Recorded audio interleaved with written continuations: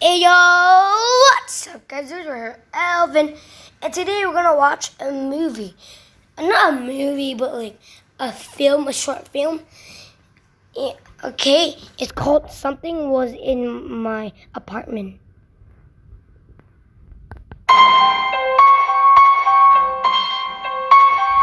It's a scary paranormal story that happened to me in my sophomore year in college. Oh, It still gives me creeps and scares me to this day. It's a true story. Trust me. true story. As New Year has just begun, I moved into the apartment. It's a 2-bedroom apartment with 2 bathrooms. Me and my housemate got our own rooms. Everything seemed nice and got along great for the first week.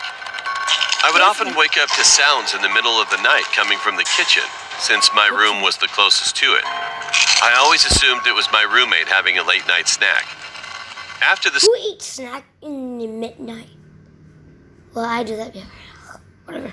second week, he told me that he was actually going to drop the university because he didn't feel so well physically and was kind of homesick. I was sad that he had to go, but I was a little excited thinking that I had the apartment to myself and wouldn't hear his midnight munchies. And that night, I woke up to noise from the kitchen again. Oh, I was a bit confused because I was the only one in the apartment. what? I was alone now. What?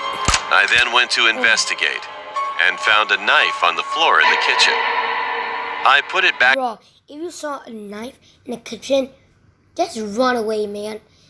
Just leave the house. Leave everything. Your life is way more important. in the drawer and went back to bed, thinking it might have fallen from the counter. A few nights passed and I didn't hear a sound, except for this night. I heard some sounds coming from my closet.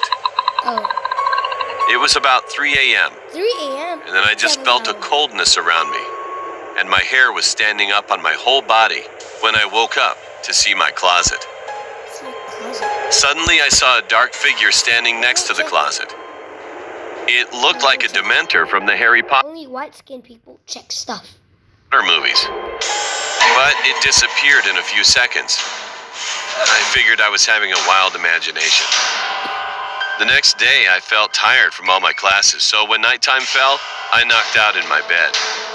That night was the night I would never forget. I remember waking up to some noise coming from behind me. I woke up and I realized that I couldn't move. All I could move were my eyes. I was laying in bed in fear.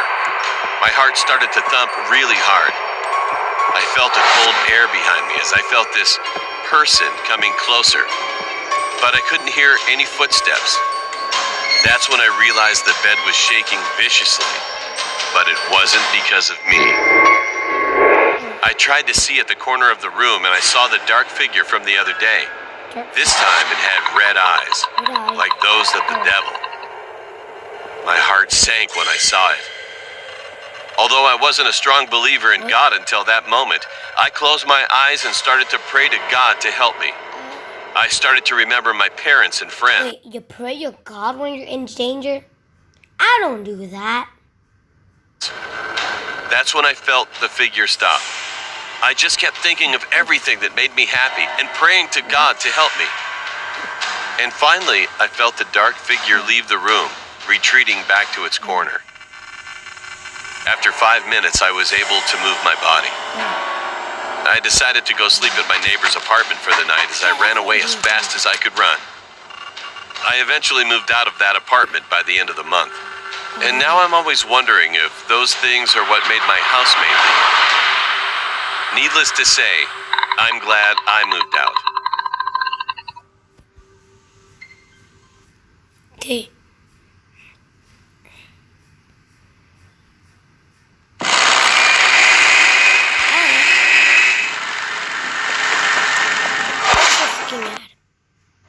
Something terrible just had happened at my house. When I was 7, I had a really scary experience that I will never forget. I got up at 8 a.m., as usual.